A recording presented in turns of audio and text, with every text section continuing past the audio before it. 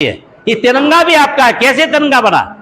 चक्र भी धम्म चक्र है, और नीला और पीला कर दिया तो हरा हो गया, देखिए आप वहां, और लाल और पीला कर दिया तो नारंगी हो गया, सफेद तो इसमें है। ये भी आपका है और ये भी आपका है। कभी इस बात में पढ़ें, समझें कि हमारा इतिहास स्वर्णिम है। ईसा मसीह कुछ नहीं है। ईसा मसीह 12 साल की उम्र से 30 साल की उम्र तक भारत में रहे और बुद्ध सीखा, लद्दाख में रहे, जम्मू कश्मीर में रहे, और 40 साल की उम्र में तो मर गए। तो सीखा कहां से? सब बुद्ध से सीख के गए। ऋषि शब्द नहीं हुआ करता था पहले, इसी होता था। इसी का मतलब बहुत महान आदमी। उसी से ईसा मसीह बने, उसी से ईश्वर बना। वो सब आपका ही है, किसी के पास कुछ नहीं है। लेकिन भाई आप हम समझते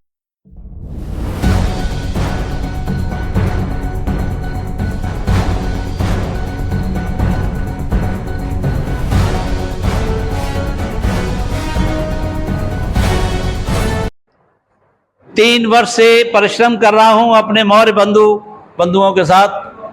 कृपया बैठें। और मैं चाहता था वो हमारे साथ बैठें, हम उनके साथ बैठें। बहुत मेहनत का लोग हैं, सुबह से लेकर शाम तक काम करते हैं, टाइम भी नहीं है, आय भी बहुत कम है। हमें उनको देख के बहुत दुख होता था, दुख होता है आज भी। सुबह निकलता हूँ टहलने तो बहुत सारे मुझे मौर्य मिलते हैं। उनकी परेशानी मैं समझता हूँ। कुछ लोगों से ने कोशिश की, मैंने 3 वर्ष हो गए मुझे कोशिश करते हुए। इससे पहले हमारे भाई फूलचंद मौर्य जी बहुत पहले कोशिश करके थक गए, फिर बैठ गए, फिर उनसे ही हमको ऊर्जा आई। तो ये प्रोग्राम पूर्ण रूप से मौर्य बंधुओं के, जो लोग सजग नहीं हैं उनके लिए है। जो सजग हैं उनको लोग क्या जगाना है? उनको सजग यही करना है कि हमें एक साथ बैठना चाहिए। जो लोग एक साथ नहीं बैठते हैं वो पिछड़े हुए हैं। जो लोग एक साथ बैठते हैं, भले ही संख्या कम हो, लेकिन उनकी ताकत है। वो क्या है ताकत? आपने देखी किसान आंदोलन में। किसान आंदोलन में लोग एक साथ हुए, कहने को लोग जाटी थे, चलो मान लिया जाटी, लेकिन एक साथ बैठे, सरकार हारी। बहुत थोड़े से हैं हमारे सिख भाई, एक साथ बैठते हैं, सब जगह उनका झंडा लहराता है। हम लोग एक साथ नहीं बैठते, अपनी बातें नहीं करते, कुछ भी बातें न करें, साथ ही बैठ जाएं। इसलिए हमारा इस आह्वान करने के लिए, जो भाई यहाँ आए हैं, जो नहीं आए, उनको समाचार देने के लिए ये प्रोग्राम आपकी वजह से किया गया था, और आपकी वजह से दोबारा भी करना होगा, क्योंकि अभी बहुत कम लोग आए हुए हैं। प्रोग्राम की रूपरेखा कोई खास है नहीं। हमने तो हमारे महापुरुष इस खंड भारत को अखंड भारत में बदलने वाले हमारे सम्राट, भारत के पहले ऐतिहासिक चक्रवर्ती सम्राट चंद्रगुप्त मौर्य और उनके पौत्र चक्रवर्ती सम्राट अशोक महान, उनका जन्मदिन था कल, अष्टमी थी कल हमने प्रोग्राम करना था उनके जन्मदिन का, लेकिन इस हॉल की बुकिंग हमको नहीं मिली। 6 तारीख को मिली, आज 9वीं है। कोई बात नहीं, हम लोग अशोक सम्राट के जन्मदिन पर आज मिल रहे हैं। आप सबको बहुत बहुत बधाई। सम्राट अशोक महान क्यों हुए? सम्राट अशोक महान क्यों हुए? विश्व के 2 ही राजा हैं जो महानतम हैं। एक का नाम सिकंदर लिया जाता है, एक का नाम अशोक महान लिया जाता है। सिकंदर के मुल्क के लोग छाती ठोक के कहते हैं हम सिकंदर के देश के हैं, लेकिन अशोक महान के देश के लोग ये नहीं कह पाते कि हम अशोक के देश के हैं। क्यों नहीं कह पाते? उसके पीछे कारण है, ऐतिहासिक कारण है, कई षड्यंत्र हैं इसके पीछे। और कई लोग कहते हैं उन षड्यंत्रों को जिक्र मत किया करो। जब षड्यंत्रों को जिक्र करने की बात आती है तो लोग नाराज हो जाते हैं। हम षड्यंत्र की बात नहीं करेंगे। ये क्या षड्यंत्र की बात नहीं है कि हमको अपने पूर्वज का जन्मदिन नहीं मालूम है और आज हम रामनवमी मना रहे हैं? षड्यंत्र ही तो है। आपके कान में एक शब्द डाल दिया जा, अशोक के बारे में कोई नहीं बताता। दधीच की स्टोरी हमको पढ़ाई जाती थी। दधीच ऋषि हुआ करते थे, जब 5वीं 6वीं पढ़ते थे, क्या होता था? सब उनकी हड्डियों से वज्र बने थे। इतनी मूर्खता की कथाएं हमको पढ़ाई गई और हम पढ़ते रहे, समझते रहे। इसके पीछे कई चाल हैं, षड्यंत्र हैं। हमारा आपसे अनुरोध इतना ही है कि आप लोग या तो खुद पढ़ें या आपके साथ जो पढ़े लिखे हैं उनकी बात को सुने, समझें, जांचें। किसी बात को ऐसे मानने की जरूरत नहीं है कि हमने कह दिया आपने मान लिया। यही तो नुकसान हुआ, उन्होंने कह दिया हमने मान लिया। तो हमारा ये प्रोग्राम इसीलिए है। और हम आते हैं सबसे पहले जिनका जन्म है सम्राट अशोक के बारे में कुछ बात बताना। क्या आप सुनना चाहेंगे तो बताएं, नहीं सुनना चाहें तो आगे बढ़ें। हमारे लेक्चरर हिंदी के वो हमारे, हाँ भैया बेटा आ जाओ। हाँ चाय आ गई है? चाय तो भैया ऐसे पिए, अभी पिलवा दो, अभी थोड़ी दिन पिलवा देना, थोड़ी दिन पर। चलो चलो बैठो, तुम जाओ थोड़ी दिन पर, तो बेटा ध्यान रखना तुम्हें। वैसे तो हमारे पास एक रत्न है, हमारे संजय मौर्य जी, शायद आए नहीं है, वो इतिहास के ही लेक्चरर हैं। यही हमारी कमी है, इतिहास के लेक्चरर संजय मौर्य जी, जिनको कई बार रिक्वेस्ट किया गया, वो नहीं आए हैं। उनको बुरा लगेगा नाम लिया जा रहा है। वो जागरूक कहे जाते हैं क्योंकि वो पढ़े लिखे हैं, अच्छी नौकरी करते हैं। तो हम उनको क्या कहेंगे जो बेचारे पढ़े लिखे नहीं हैं, मजदूरी करते हैं, मेहनत करते हैं। उनको अगर हमें आगे लाना है तो पहले हमें स्वयं को सुधारना होगा। जो अपने को आगे समझते हैं हम पढ़े लिखे हैं, हम समाज में आगे हैं, उनको आगे तभी माना जाएगा जब वो अपने पीछे वालों को आगे लाए। कोई भी व्यक्ति कितना ही बड़ा हो जाए, जब तक उसका समाज में उत्थान नहीं है, उसके समाज का उत्थान नहीं है, उसका कोई अहमियत नहीं है। बाबा साहब संसार के सबसे बड़े पढ़े लिखे आदमी थे, लेकिन वो विदेश में किसी भी यूनिवर्सिटी में प्रोफेसर होके वहां आराम से नहीं रहे, वो इस भारत में रहे। क्यों रहे? कि उनको अपने समाज की परेशानी थी, समाज का दुख देखा था, और सारी जिंदगी वो अपने परेशानी में रहे और संघर्ष किया। लेकिन उसका नतीजा यह है कि 22.5% आदमी को रिजर्वेशन देके चले गए। एक आदमी का उसमें प्रयत्न है किसी का। तो जो लोग समझते हैं हम IAS हो गए, PCS हो गए, लेक्चरर हो गए, बड़े अफसर हो गए, बड़ी बात हो गई, अगर उनका समाज पीछे है तो वो कुछ भी नहीं है, जीरो है। और वही स्थिति हमारी है समाज की। और समाजों की हम जिक्र करते हैं, वो आप बहुत आगे हैं। क्यों आगे हैं? हम तो साथ बैठना ही नहीं चाहते। क्यों नहीं बैठना चाहते? कुछ कमी हमारी है, कुछ कमी उनकी है। वो कुछ कमी हम आपस में थोड़ी थोड़ी कमी कर लें तो साथ बैठेंगे। इस प्रोग्राम का ध्येय यही है कि हम साथ क्यों बैठें। साथ बैठ के क्या होगा? साथ बैठ के होता है, आपने देखे हैं, CAA का जब कानून लाए सरकार, साथ बैठे तो CAA के कानून अभी तक लागू नहीं कर पाई सरकार। आपके विरुद्ध कुछ भी हो जाता है, हमारे विरुद्ध कुछ भी हो जाता है, बड़ा शांति, अरे भाई छोड़ो कोई बात नहीं, बाद में कर लेंगे। हमारे घर में कोई घुस आता है, हमारे बेटी का कत्ल करके चला जाता है। हमारे बौद्ध मंदिर में कोई भी घुस जाता है, हमारे बौद्ध मंदिर पर कब्जा कर लेता है। हम सोते हैं क्या करना, हमें तो रामनवमी मनानी है। रामनवमी मनाने वाले बुरा न माने। सच्चाई अगर जाननी है तो उनके ग्रंथ को पढ़िए। इतने ग्रंथ लाया हूं, कोई बता दे इनमें, कोई सत्यापित कर दे कि राम पैदा हुआ है तो मैं सब कुछ छोड़ दूंगा। ये किताबें लाया हूं, सारी लाया हूं, मैंने पढ़ी है, आपने पढ़ी है।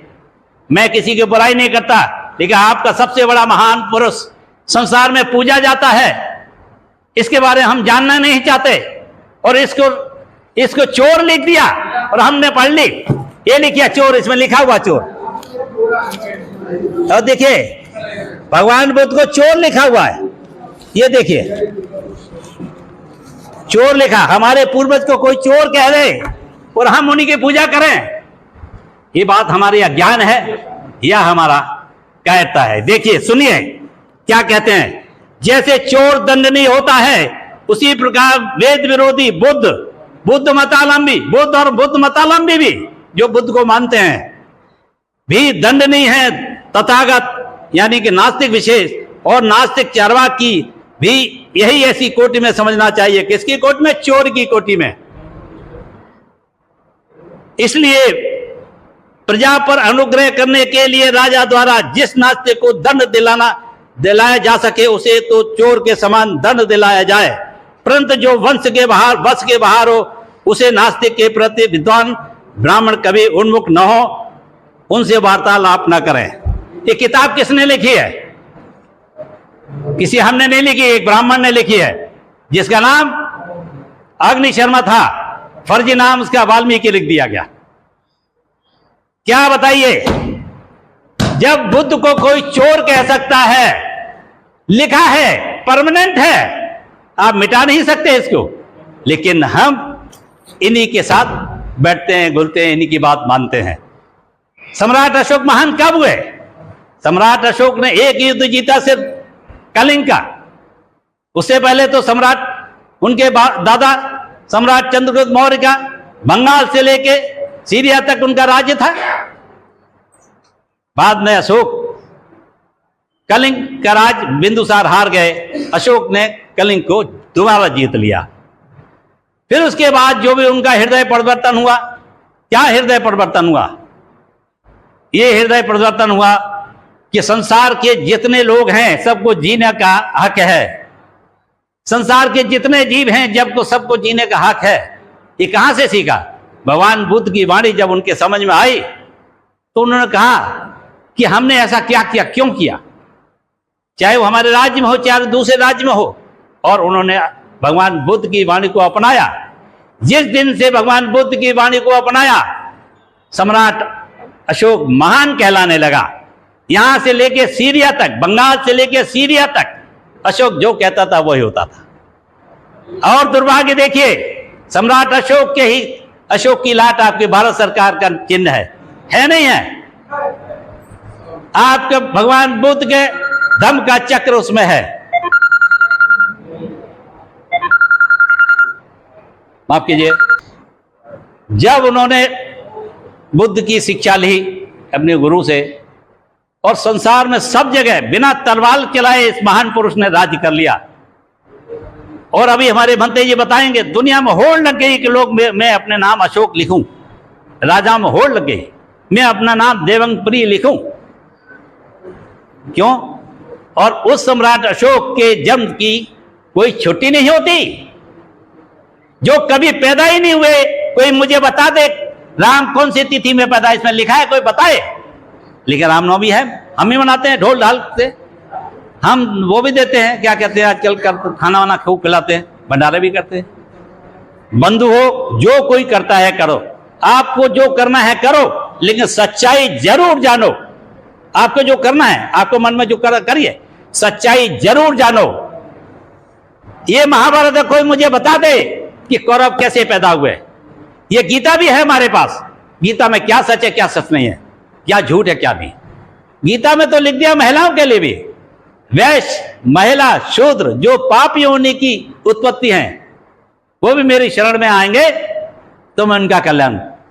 जो कृष्ण अपनी मां की गोद से पैदा हुआ, उसने उस मां को भी नहीं छोड़ा, उसको उसने कहा पाप योनि की उत्पत्ति। सच यह है कि न कृष्ण हुआ न गीता हुई। गीता में जो अच्छा है आपके धम्म पद का चोरी है, बाकी खिचड़ी जो ब्राह्मण की होती है वो है इसमें। जो खिचड़ी बताई, खिचड़ी की एक लाइन ये भी है उनकी। मेरा आपसे अनुरोध है, आप किसी का कहना मत मानो, आप पहले जानो। आपके इतिहास इतना अच्छा है कि विश्व में बताइए किसी के पास बुद्ध है? किसी के पास अशोक है? नहीं है। हमारे पास अशोक भी है, बुद्ध भी है, फिर हम पिछड़े क्यों हैं? ये सोचने की बात है। हमारे भाइयों को जो वाकई जो अभी उनको शर्म आती है बताने में, हम पूछते नाम क्या? गंगाधर। नाम क्या है? शंभू। मैंने कहा पूरा नाम बताओ, तब बता दे मौर्य। अरे मौर्य हैं, शान से बताओ हम मौर्य हैं। ये आपके मौर्य के सारे चिन्ह आपके देश में हैं, भारत सरकार चलाती है। ये तिरंगा भी आपका है। कैसे तिरंगा बना? चक्र भी धम्म चक्र है, और नीला और पीला कर दिया तो हरा हो गया, देखिए आप वहां, और लाल और पीला कर दिया तो नारंगी हो गया, सफेद तो इसमें है। ये भी आपका है और ये भी आपका है। कभी इस बात में पढ़ें, समझें कि हमारा इतिहास स्वर्णिम है। ईसा मसीह कुछ नहीं है। ईसा मसीह 12 साल की उम्र से 30 साल की उम्र तक भारत में रहे और बुद्ध सीखा, लद्दाख में रहे, जम्मू कश्मीर में रहे, और 40 साल की उम्र में तो मर गए, तो सीखा कहां से? सब बुद्ध से सीख के गए हैं। ऋषि शब्द नहीं हुआ करता था पहले, इसी होता था। इसी का मतलब बहुत महान आदमी, उसी से ईसा मसीह बने, उसी से ईश्वर बना, वो सब आपका ही है, किसी के पास कुछ नहीं है। लेकिन भाई हम समझते हैं हम बहुत गरीब हैं। हम गरीब नहीं हैं, हम बहुत रईस हैं। एक बार मन में मनन करके देखिए, अपने उन लोगों की बात, हमारी बात मत मानिए, इनकी बात मानिए, इनकी बात मानिए। इन्होंने क्या किया? इन्होंने सिर्फ तलवार नहीं चलाई, इन्होंने वो काम किया संसार में कोई कर नहीं सकता। इनके शिलालेख में लिखा कि प्रजा मेरी बच्चों की तरह है, प्रजा मेरी औलाद है, और मैं कहीं भी हूं, चाहे मैं शयन कक्ष में हूं, चाहे कहीं और खाना खा रहा हूं, या कहीं भी हो, अगर कोई प्रजा की तकलीफ है तो मुझे बताई जाए। ऐसे महान सम्राट कहीं हुए हैं? हमारे तो 6-6 गांव के छत्री छत्री कहलाने लगे। और ये जो यहां से लेके अखंड भारत का राजा था, बंगाल से लेके सीरिया तक, उसको आप कहते हैं शूद्र है। मौर्य को, चंद्रगुप्त मौर्य को, अशोक को साहित्य में शूद्र लिखा हुआ है। कौन लिखने वाले हैं? वही पाखंडी जिन्होंने बेवकूफी किताबें लिखी हैं, वही पाखंडी शूद्र लिखते हैं। और ये दुर्गा सप्तपदी है, इसमें मौर्यों को साफ साफ असुर लिखा हुआ है, इसमें साफ साफ असुर लिखा हुआ है। आप पढ़ेंगे नहीं तो अलग बात है। पंडित जी को दक्षिणा दी और हमने मनन किया, हो गया, काम हो गया। सब लोग समझो, मेरे बंधुओं, मेरे भाइयों बहनों, बहुत देर हो चुकी है, हम बहुत पीछे रह चुके हैं, रह गए। आप क्यों नहीं हम सीखते यादव समाज से? क्यों नहीं सीखते हम कुर्मी समाज से? क्यों नहीं सीखते हम जाटव समाज से? कितने आगे निकलेंगे? क्योंकि उन्होंने अपने महापुरुषों की बात मानी है, उन्होंने अपने सब महापुरुषों की बात मानी है। यादव ने वो कौन से यादव जी थे, वो अपने ललित सिंह यादव जी की बात मानी है, और हमारे जाटव भाइयों ने बाबा साहब की बात मानी है। और बाबा साहब महान कैसे हुए? बाबा साहब भी इन्हीं की शिक्षा की वजह से हुए। बाबा साहब कोई ऐसा आदमी थे? बाबा साहब से लेके आज तक उतना विद्वान कोई पैदा नहीं हुआ संसार में। उन्होंने वो धर्म ग्रहण किया तो वो मूर्ख नहीं थे, वो इस देश के नहीं, इस संसार के सबसे विद्वान आदमी थे। जब विद्वान आदमी कहता है ये सही है, तो हमारे पास क्या औकात ये कहने के सही नहीं है? ये समझना चाहिए। संसार में पूर्व काल में सबसे विद्वान और ज्ञानी व्यक्ति भगवान बुद्ध हुए। कोई वैज्ञानिक आज तक इनकी बात को झुठला नहीं सकता। वैज्ञानिक की बात करता हूं, ऐतिहासिक कारणों की बात नहीं। कोई वैज्ञानिक अपनी हमारे भगवान बुद्ध की बात को झुठला नहीं सका। और आज के युग में बाबा साहब अम्बेडकर जैसा विद्वान अभी भी इस देश में नहीं है। हम उसको जातियों में बांटते हैं, ये हमारी दुर्भाग्य है। जातियों में नहीं बांटा जाता महान पुरुष को। जो महान होते हैं वो सबके लिए महान होते हैं, सबके लिए कुछ किया उन्होंने। इसलिए हम सबसे सीखें, उन महान पुरुषों से सीखें। आप हमें नहीं आता, बहुत सारी चीज हम नहीं चाहते, नर्सरी का काम नहीं जानते, खुरपी चलाना हम नहीं जानते। हम जाते हैं भाई से पूछते हैं, हमारे भाई ये पेड़ ले जाऊं, ठंड में चल जाएगा नहीं चल जाएगा? देखो एक भैया ठंड में चलेगा, ऐसे चलेगा। हम भी तो सीख रहे हैं, बहुत सारी चीज हमें नहीं आती हैं। किसी चीज में आप गुरु हैं, किसी चीज में हम गुरु हैं, किसी चीज में और कोई गुरु है। सब एक दूसरे से सीखेंगे कब? जब एक साथ बैठेंगे। सिर्फ एक साथ बैठे, चाय पानी पिए, चले जाए। एक साथ बैठेंगे तो प्रेम बढ़ेगा। प्रेम जब बढ़ता तो एक दूसरे के प्रति करुणा बढ़ती है। एक करुणा बढ़ती है तो फिर हम एक दूसरे से सहयोग भी करते हैं। हमें पता ही नहीं है कितने हमारे भाई हैं जिनके बच्चे बहुत अच्छे नंबर लाते हैं, लेकिन उनको पैसे नहीं, आगे नहीं पढ़ा सकते, पता ही नहीं है। हमें पता हो कि कोई बच्चे ऐसे 80% 90% लाते हैं, लेकिन आर्थिक रूप से परेशान, इसलिए आगे नहीं पढ़ रहे, पता हो तो हम उनकी मदद करें। हमारे लोग, हम सब मिलकर मदद करेंगे, ऐसे बात नहीं है। लेकिन वो आते ही नहीं है तो पता कैसे लगेगा? इसलिए आपसे अनुरोध है, मेरी इतनी सी बात है, धार्मिक रूप से किसी व्यक्ति को कहीं से मुझे चर्चा करनी हो, मेरे पास आइए, बता दूंगा, इन्हीं किताबों से बता दूंगा। ये झूठ का बंडल है और कुछ नहीं है। चाहे महाभारत कहिए, चाहे रामायण कहिए, चाहे गीता कहिए, सब झूठ का बंडल है। क्यों कहता हूं दावे के साथ? क्योंकि मैंने पढ़ा है, इसलिए। आप एक बात बताइए, कोई दोनों से पैदा होता है? आपको पता है द्रोणाचार्य की मां कौन थी? पता है किसी को? नहीं पता? राम को पैदा करने के लिए यज्ञ करने वाला शृंग ऋषि की मां कौन थी? पता है आपको? मां थी नहीं, हिरणी के पेट से पैदा हुए थे। यज्ञ कर रहे हैं, वेद जानते हैं, और उनकी हिरणी के पेट से पैदा होने वाला व्यक्ति राम को पैदा करने के लिए यज्ञ कर रहा है। कितनी महान बात है, सोचिए आप। दोनों से पैदा हो गए लोग बाग। और राम के पूर्वज कौन थे? दशरथ से पूर्वज कौन थे? सगर महाराज। सगर के महाराज कौन थे? इक्ष्वाक। इक्ष्वाक कैसे पैदा हुए? मनु महाराज के एक दिन छींक आई तो इक्ष्वाक पैदा हुए। ये लिखा है किताब में। ब्रह्मा जी को जमाई आई जो जामवंत पैदा हो गए। यही है, चंपक की कहानियां हैं सब। ये आप लोग माथे लगाते हो, हम लोग माथे लगाते हैं। अभी हम भी लगाते रहे, लेकिन अभी 30-40 साल से मैं पढ़ने लिखने लगा तो समझ में आ गया। मेरा तकलीफ यह है कि हमारा दोस्त, हमारे भाई दुश्मनों की शरण में पड़े हुए हैं और दुश्मनों को अनुसरण करके उनको ताकत दे रहे हैं। हम आपसे कहें 100 रुपए जला दो, जला दोगे? नहीं जला दोगे। एक पाखंडी आएगा भैया कि तुम्हारा ये कराना है, भवन कराना है, 1000 रुपए का घी जलवा दीजिएगा आपको, और खुशी खुशी 1000 रुपए जला देंगे। वो 1000 रुपए के क्यों जलवाता है? अगर 1000 रुपए के आप जलाएंगे तो 2000 रुपए उसको भी देंगे आप। यही थ्योरी है उसके पीछे, और कुछ नहीं है। समझ गए आप? यही थ्योरी है। और आपको कैसे मारा गया मालूम है? सम्राट, आप माताओं, मैं आता हूं सम्राट चंद्रगुप्त मौर्य पे और सम्राट अशोक पर। सम्राट अशोक यानी सम्राट हमारे मौर्य काल जो इतिहास में हुआ, अगर हमारे इतिहास से, भारत के इतिहास से मौर्य काल के इतिहास को निकाल दो तो पूरा इतिहास जीरो हो जाता है। 138 साल का वो इतिहास है जो उसके बिना भारत का कोई इतिहास बनता ही नहीं है। इसमें 10 राजा हुए। सबसे पहले जिसको हम ऐतिहासिक चक्रवर्ती सम्राट कहते हैं वो हमारे चंद्रगुप्त मौर्य जी हुए। उनके बेटे बिंदुसार हुए। उनके पोते आपके सम्राट अशोक हुए। तो सम्राट अशोक जो हुए, सम्राट अशोक के नाम से पूरा संसार उसको जानता है। श्रीलंका वाले सम्राट अशोक को राष्ट्रपिता कहते हैं। क्यों कहते हैं? वो तो वहां पैदा भी नहीं हुए। वो कहते हैं सम्राट अशोक नहीं होते तो हमारे पास इतना बड़ा ज्ञान आया, बुद्ध के ज्ञान, बुद्ध की धर्म में, वो कहां से आता? आप चले जाइए, कहीं भी चले जाइए, कह दीजिए शाक्य, तो यूं बौद्ध देश के लोग यूं नमस्ते करते हैं। हमारे शाक्य लोगों को कुछ पता ही नहीं है। ये दुर्भाग्य है। 10 राजा हुए हमारे। अंतिम राजा बृहदहस्त मौर्य थे। चालें तो पैसे पहले से चली जा रही थी। किसी गद्दार को, क्योंकि हमारा देश यहां से जहां तक हमारा राज्य था, मगध से, मगध का सीरिया तक, ईरान के लोग भी इसमें थे, पाकिस्तान के लोग भी थे, अफगानिस्तान के लोग भी थे, सारे विदेशी भी थे, यूनानी भी आ गए थे यहाँ पर। यूनानी भी हमारे राज्य में रहते थे, तो उनको राज्य में भी रह लेते थे, कभी काम देते थे, कभी मंत्री देते, कुछ और बना देते थे। साजिश से एक ब्राह्मण, ईरानी ब्राह्मण वो बना सेनापति। और सम्राट अशोक ने जब बुद्ध धर्म ग्रहण किया था, उसको कहते हैं धम्म विजय दिवस। वो होता है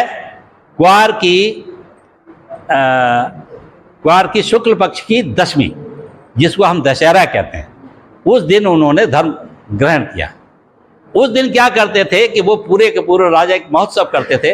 राजा पूरी सेना का परीक्षण करते, निरीक्षण करते। जैसे जो प्रथा हमारे 26 जनवरी पे चलती है, गणतंत्र दिवस पे।